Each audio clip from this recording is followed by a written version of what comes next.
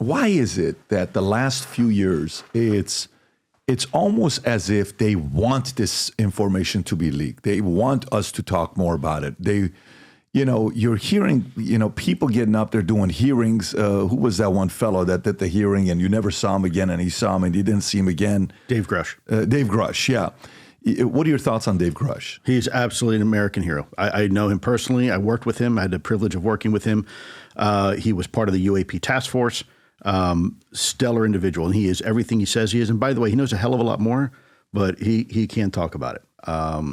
People were giving him flack for saying, "Oh, it's all secondhand, thirdhand information." No, he's got some firsthand information, but he's not allowed to talk about it. The guy really, and they ran this guy through the ringer. Within 24 hours of him coming out and having this conversation with the American people and testifying before Congress, they tried to do what they did try to do to me. They tried to ruin his career and try to ruin his reputation by saying someone leaked some medical records about him and just really nasty stuff. And this is that part of the retribution that makes a lot of whistleblowers now that want to come forward not want to come forward. And this is why Congress is pushing so hard now for new legislation to protect people so they can come forward and have these protected conversations without worrying about somebody in Uncle Sam doing something nasty to them. What's the worst thing they can do to you?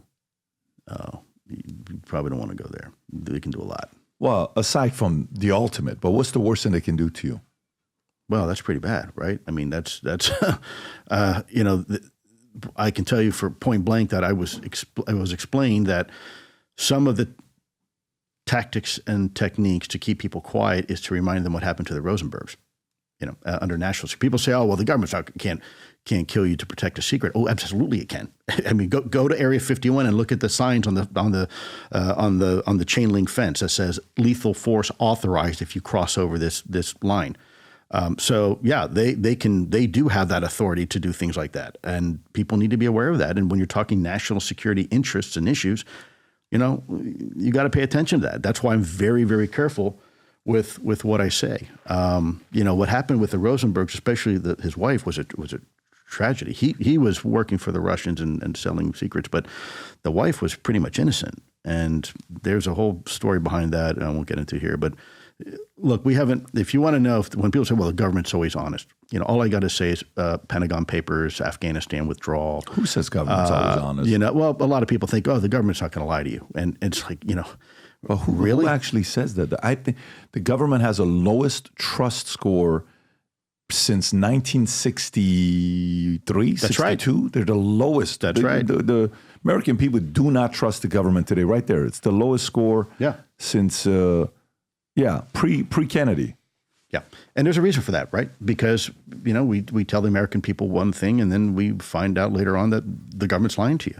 And it was the same thing with this UAP topic. And I think, we've as a government, we've backed ourselves into a corner over the decades. And now we're trying to find a way out. And I am for that. I want constructive dialogue. If it was up to me, I know there's a lot of people that want their pound of flesh and say, well, we should, pitchforks and torches, and whoever was keeping this secret, we need to put him in jail. I think the opposite. I think you give them an award, you pat them on the back, say thank you for your support to national security. But the time has come for us to change the conversation and have disclosure. For the last 4 years, every time we do podcasts, I have to ask Rob or somebody, hey, can you pull up this news? Can you pull up that? Which way do these guys link? Can you go back to the timeline of, eventually after asking so many questions, I said, why don't we design the website that we want aggregated? We don't write the articles. We feed all of it in using AI. So 8 months ago, I hired 15 machine learning engineers. They put together our news site called vtnews.ai. What this allows you to do when you go to it, if you go to that story right there that says Trump proposes overtime pay, click on it. It'll tell you how many sources are reporting on this from the left. If you go to the right, Rob, it says left sources, click on it. Those are all the left sources. If I want to go to right sources, those are the two. If I want to go to center, I go there. Now, if I want to go all the way to the top and I want to find out a lopsided story, a story that only one side is reporting on, either the left or the right. So if you notice the first one, will say Zelensky announces release of 49 Ukrainians from Russia. Notice more people on the left are reporting on that than the right. If I go to the middle one, same thing. If I go to the right one, same thing. You can see what stories are lopsided.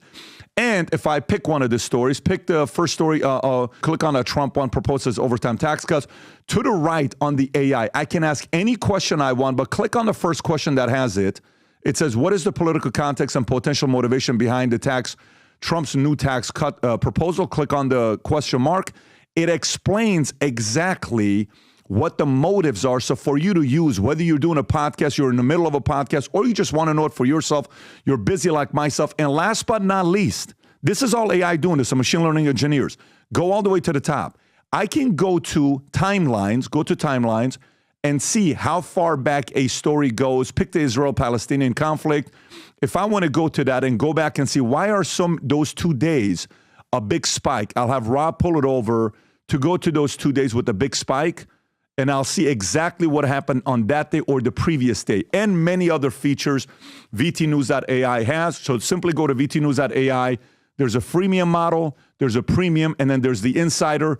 If you want to have unlimited access to the AI, click on the VTAI Insider.